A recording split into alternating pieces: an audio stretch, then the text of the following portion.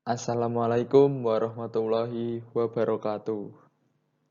Halo adik-adik, gimana kabarnya? Sehat selalu kan? Semoga kita semua selalu diberi kesehatan.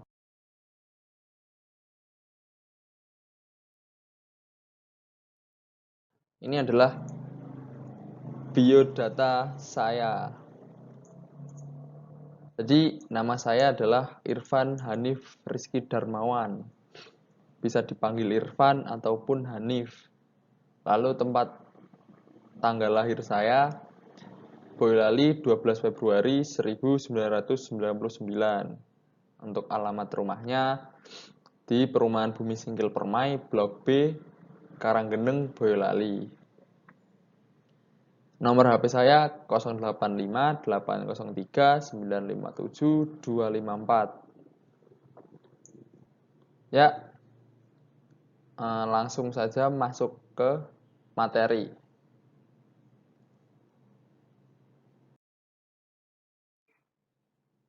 Jadi pada pertemuan kita kali ini dalam produk kreatif dan kewirausahaan, kompetensi dasar yang akan kita pelajari itu adalah 3.13, yaitu tentang menerapkan metode perakitan produk barang atau jasa. Dan juga 4.13 yaitu melakukan perakitan produk barang atau jasa. Jadi diharapkan pada kompetensi dasar kita kali ini kita itu dapat menjelaskan metode perakitan, memahami metode perakitan, dan melakukan perakitan produk barang atau jasa. Seperti itu. Jadi nggak usah berlama-lama, langsung saja masuk ke materi yang pertama.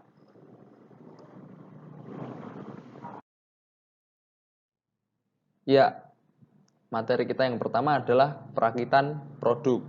Jadi, perakitan itu apa sih? Perakitan adalah suatu proses penyusunan dan penyatuan beberapa bagian komponen menjadi suatu alat atau mesin yang mempunyai fungsi tertentu. Jadi, pekerjaan perakitan ini dimulai bila objek sudah siap untuk dipasang dan berakhir apabila objek tersebut telah bergabung secara sempurna. Jadi, perakitan ini juga dapat diartikan sebagai penggabungan antara bagian yang satu terhadap bagian yang lain atau pasangannya. Itu tadi adalah pengertian dari perakitan produk. Lanjut ke slide berikutnya. Nah, selanjutnya adalah metode perakitan. Di dalam produksi massal, proses perakitan ini dapat dilakukan dengan cara otomatis, misalnya proses pengikatan, pengelingan, pengelasan, penyekerupan, dan lain-lain. Jadi dalam urutan rangkaian proses produksi, hal itu sebenarnya dilakukan untuk mendapatkan hasil pada setiap produk dengan bentuk yang standar.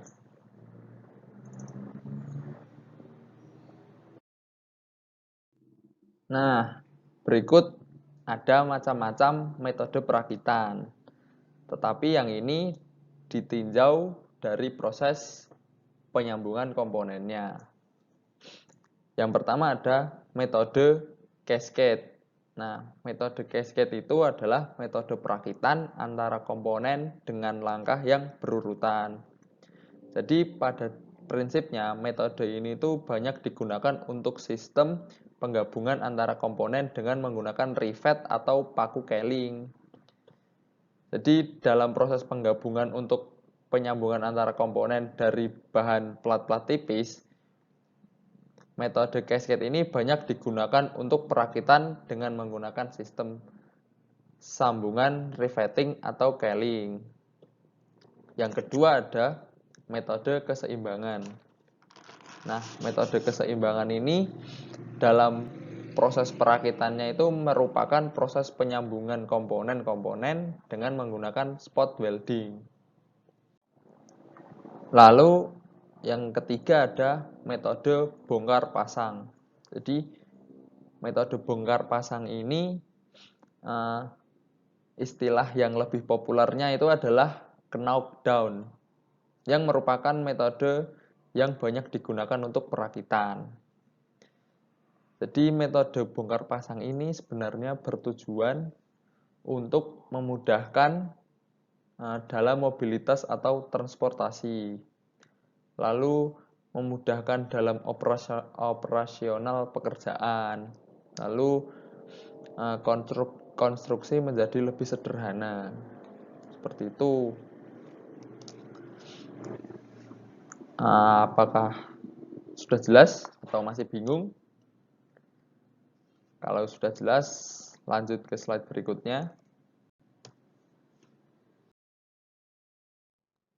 Nah, kalau tadi adalah metode perakitan yang ditinjau dari proses penyambungan komponennya, kali ini ada macam metode perakitan yang ditinjau dari sifat komponen yang dirakit.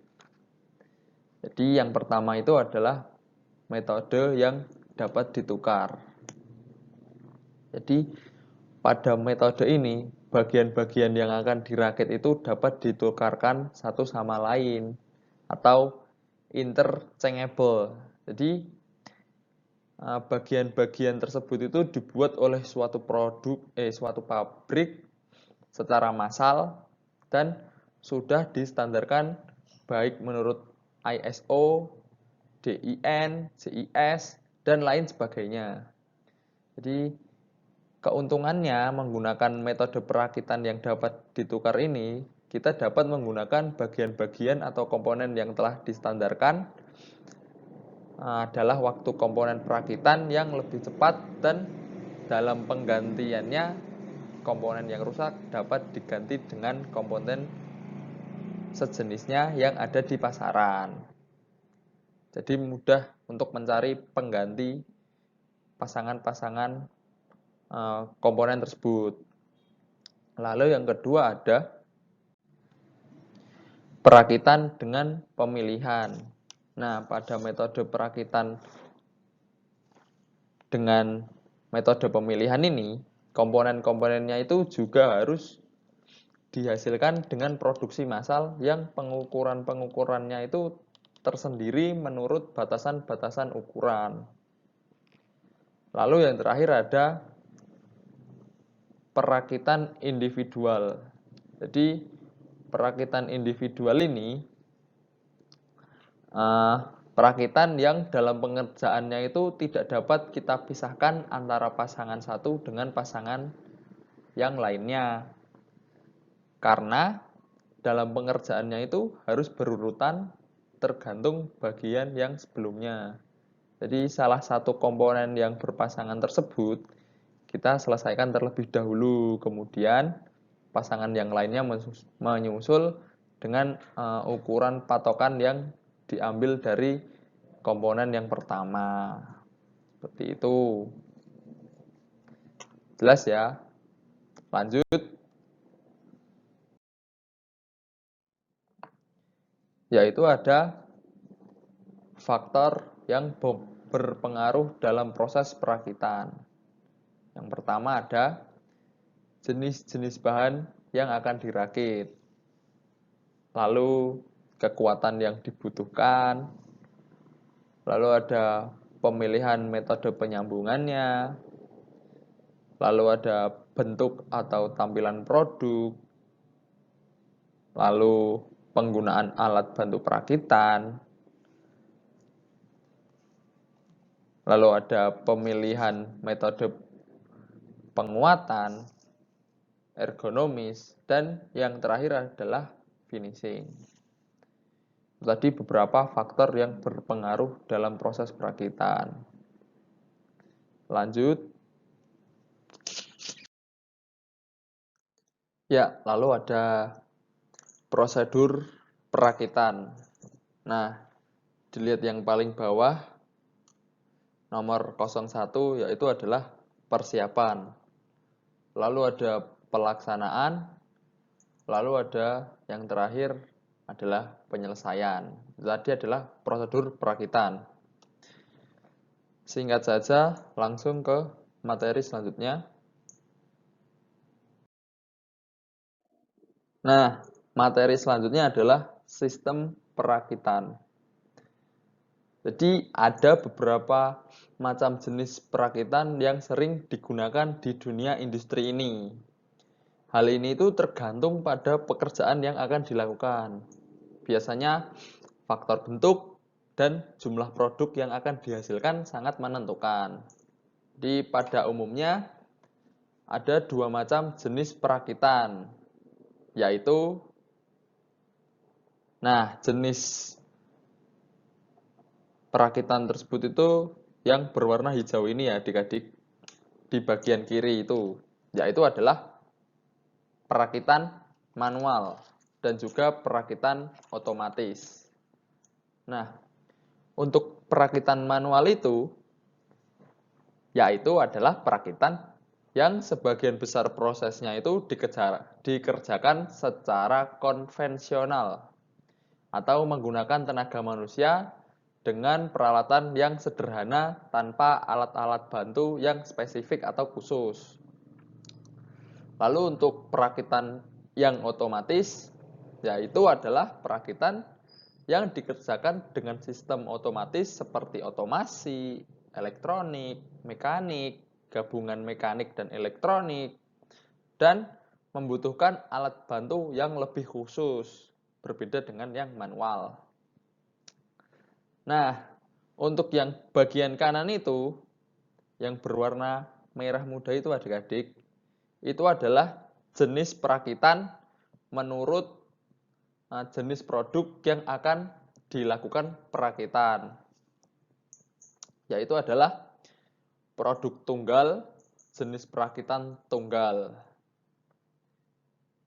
Apa sih itu? Nah, produk tunggal jenis perakitan tunggal itu adalah perakitan dengan produk yang hanya satu jenis saja. Lalu ada produk seri jenis perakitan produk seri. Nah, itu tuh adalah bila perakitan dilakukan dalam jumlah massal dalam bentuk dan ukuran yang sama.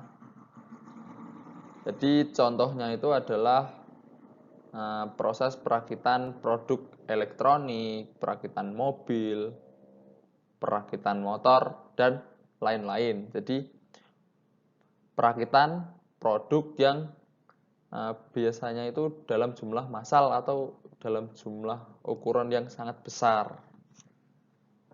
Seperti itu. Untuk materi sistem perakitan ini, apakah adik-adik masih bingung atau tidak? Kalau ada pertanyaan, mohon dipertanyakan ya. Lalu kita lanjut ke slide berikutnya. Nah, pada slide kita kali ini, materinya adalah terminologi keseimbangan lintasan. Jadi, terdapat istilah-istilah dalam keseimbangan lintasan, yaitu yang pertama adalah elemen kerja. Jadi, elemen kerja itu adalah bagian dari keseluruhan pekerjaan dalam proses perakitan. Lalu yang kedua ada elemen kerja minimum, yaitu bagian terkecil dari suatu elemen kerja yang sudah tidak dapat terbagi lagi. Lalu yang ketiga ada total waktu pengerjaan. Yang dimaksud dengan total waktu pengerjaan adalah jumlah waktu yang dibutuhkan untuk mengerjakan semua elemen sepanjang lintasan. Lalu ada waktu proses stasiun kerja, yaitu jumlah waktu yang dibutuhkan untuk mengerjakan semua elemen yang berada di stasiun kerja tersebut. Yang kelima, ada waktu siklus, yang berarti jarak waktu antar produk yang dapat dihasilkan pada lintasan. Dan terminologi keseimbangan lintasan yang terakhir adalah diagram pendahuluan, yaitu grafik yang menggambarkan urutan elemen kerja yang diberi simbol not dengan tanda panah sebagai penghubung antar not yang menunjukkan aliran tiap elemen. Lanjut ke slide berikutnya. Lalu ada metode-metode keseimbangan lintasan yang dibagi menjadi 4 bagian. Yang pertama adalah metode bobot posisi, metode pendekatan wilayah, metode largest candidate rule, dan yang terakhir adalah metode keseimbangan lintasan terkomputerisasi. Untuk yang metode bobot posisi, itu dimaksudkan dengan pendekatan Helgeson-Birney. Jadi metode ini itu dikembangkan oleh Helgeson dan Birney pada tahun 1961 yang merupakan metode heuristik yang paling awal dikembangkan. Jadi metode ini itu merupakan gabungan antara metode largest candidate rule dan metode Kilbridge and Worcester. Jadi pada prinsipnya metode bobot posisi ini memperhitungkan nilai bobot posisi dan elemen yang memiliki bobot-bobot posisi terbesar diletakkan pada urutan teratas. Lalu ada metode pendekatan wilayah. Untuk metode pendekatan wilayah ini dikembangkan oleh Bedworth. Jadi metode ini itu merupakan pengembangan dari pendekatan Helgeson-Birney, Mansor, dan Kilbridge and Worcester. Jadi pada prinsipnya itu metode pendekatan wilayah ini berusaha untuk membebankan terlebih dahulu pada operasi yang memiliki tanggung jawab keterdahuluan yang besar. Lalu yang ketiga ada metode largest candidate rule, yang berarti metode yang mengurutkan elemen kerja berdasarkan lamanya waktu operasi. Dan metode keseimbangan lintasan yang terakhir adalah metode keseimbangan lintasan terkomputerisasi. Jadi untuk metode ini sudah banyak yang diterapkan. Jadi sebagai contohnya yaitu adalah COMSOL atau Computer Method of Sequencing Operation for Assembly Lines. Jadi meskipun bukan metode komputer yang pertama yang dikembangkan, namun metode ini itu cukup dipertimbangkan untuk mengatasi persoalan keseimbangan lintasan dibanding dengan metode-metode sebelumnya. Seperti itu adalah macam-macam metode keseimbangan lintasan. Jadi untuk pertemuan kita kali ini